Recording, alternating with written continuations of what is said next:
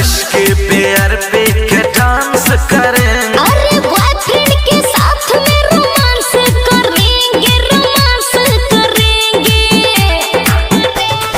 Dancer विदेशी होगी कमर लचकाएंगे, डांसर विदेशी।